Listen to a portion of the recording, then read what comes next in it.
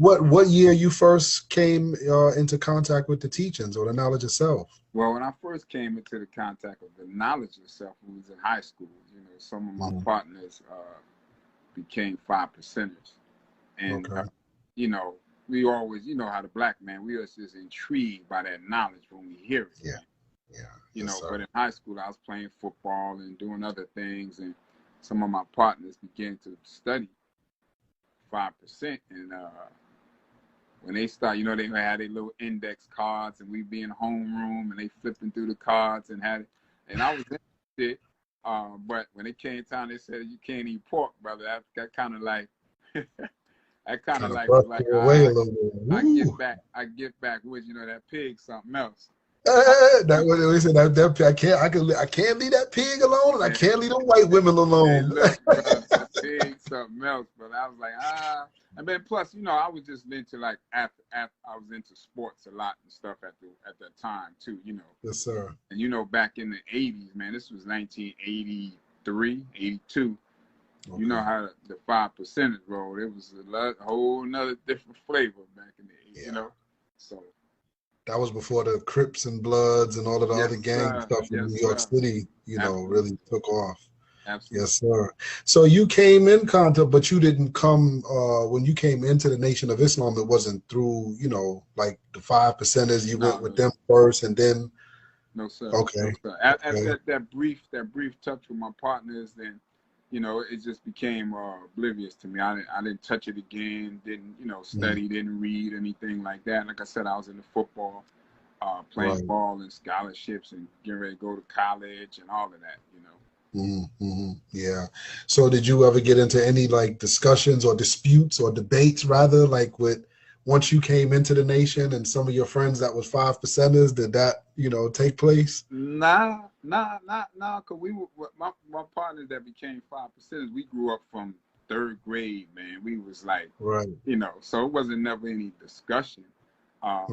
Did get into heated discussions with some 5%ers, and I met one of the brothers, a good friend of mine, and I spoke with him just recently, and haven't spoke with him in years. He was the first 5% in Jersey City, born son of Allah, and me and him became real close.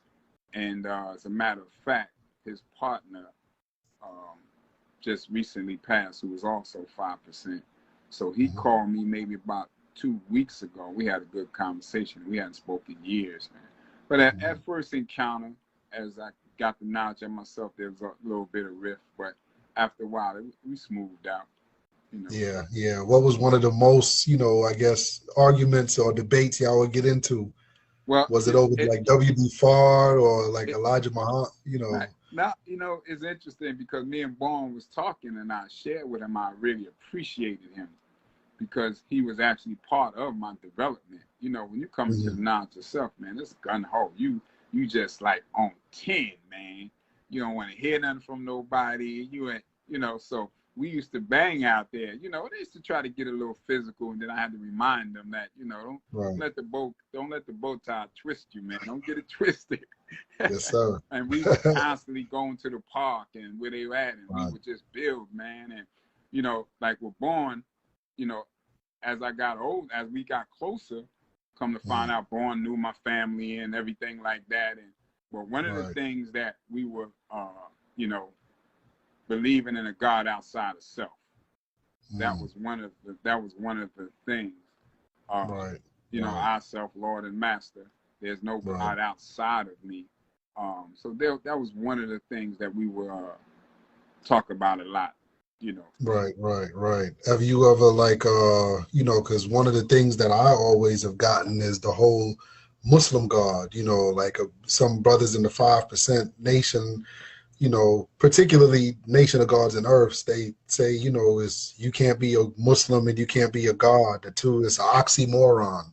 It doesn't make any sense. You know, have you ever encountered any discussions like that? Well, you know, Brother Fahiym, I never heard that term Muslim God until Brother Adri mentioned it as well. But it's the same concept of what I just shared, a God outside of self. Because a Muslim is one who submits himself to the will of Allah. So if I'm God, then who am I submitting to? See, so it's the same concept, but that Muslim God is like you said, it's kind of an oxymoron, if you would, like you said.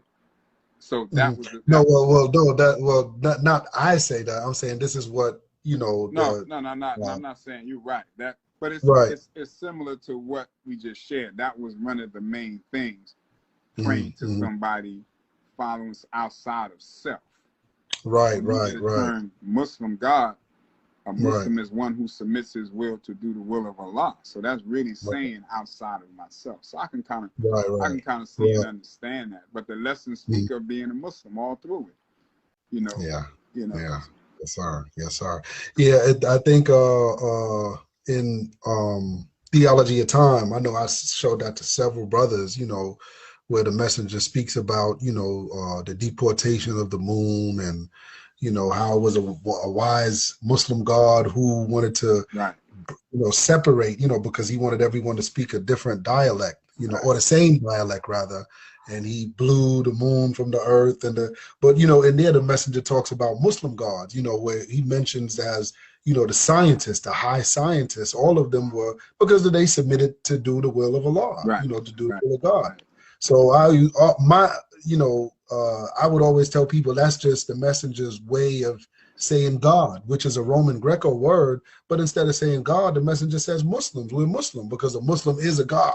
Right. Basically. Absolutely. I heard the minister said it in his book Closing the Gap, that the new Muslim or the new way of looking at a Muslim is God. Exactly. See, so when we say Muslim today, the conventional way or traditional way, but he said the new way to see a Muslim is God, because God came to make us gods. Right. So we have to submit to his laws in order to follow that path to becoming, God. That's right. Exactly. So I think with the Honorable Elijah Muhammad, what I see with the Honorable Elijah Muhammad, when he used that term, he was speaking way down in the event, way down in time, that we didn't see it yet at that time, because we want to separate the two. But the minister said the new Muslim is God. Yes, sir. So we will be referring to ourselves as God and not necessarily a Muslim. Right. Wow, that's beautiful teaching right there. And that kind of brings me to really what I wanted to build on, in the 1 to 36, or, like as 5%, as we said, the 1 to 36, or, I'm with you. lessons. But, I wanted to build on the 25th degree in the 1 to 36. Can the devil fool a Muslim? I wanted to touch on that because now that the minister has given the distinction of what a Muslim is, which the Most Honorable Elijah Muhammad alluded to it in the back of the Final Call and the Muhammad Speaks newspaper back in the days, it would be, what the Muslims want, what the Muslims, and the Orthodox Islamic world used to have, a problem with that. Yes, sir. A problem with it because it's like we were the Muslims, definite article. What are you saying? You're the, and the messenger said, the Muslim. And by making that statement, the Minister Farrakhan, brought it full circle by making that statement. Absolutely. The Muslim is the new God. So just to that point, what I'm saying? Can the devil fool a Muslim? How were we fooled, back then? What was the difference between the Muslim back then versus the Muslim today? Well, the Honorable Minister Farrakhan stated that God came in the person of Master Father Muhammad to give us a word to untangle our minds, because the enemy has tangled our minds up with a word. Yes, sir. So if you look back, the Muslims being fooled, he used to use that language that they will receive more gold than they would in their own land. Right. So now if we go to Message to the Black Man on page 113, I believe it's the top of 113, the Honorable Elijah Muhammad talks about the root of Yaqub's thinking. And he said there are always those who want others to do for them what they can be doing for themselves. So if you remember, Yaqub made a promise to his people that he will promise that they will rule the original people. So now, how did the devil fool us? He promised us something, that we will receive more gold. Now we in Africa now. There's no more gold on the planet than in Africa. Yes, sir. But greed, that's right. See, but greed, we thought we were going to get more than we were receiving sir. in our own land. So today, the minister says how the enemy fools us is with a word. Yes, sir. So God had to come to untangle the word that the white man has placed us under.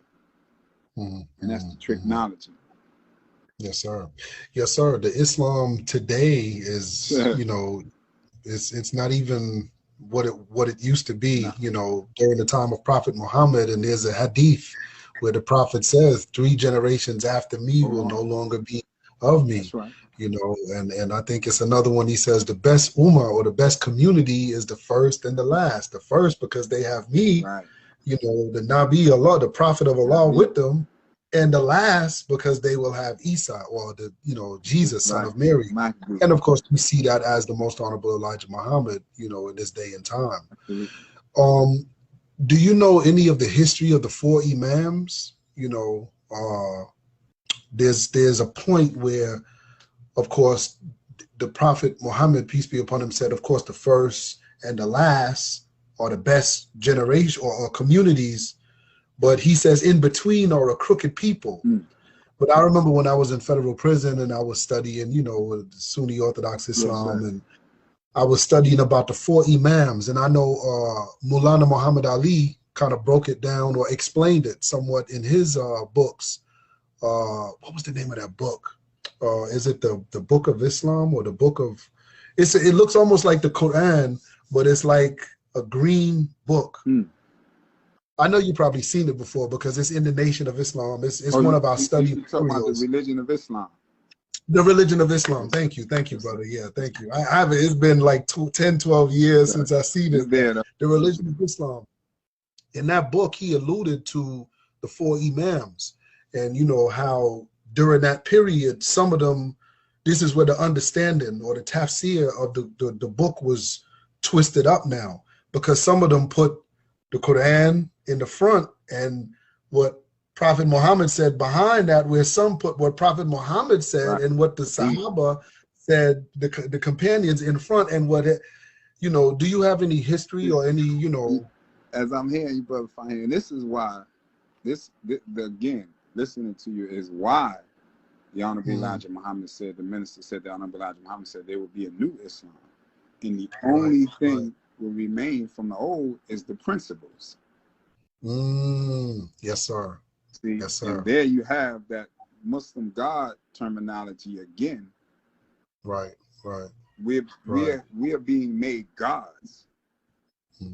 See, so I haven't heard of the 4 Imams, but I've heard the minister speak about the 12th Imam, or the hidden Imam. Right.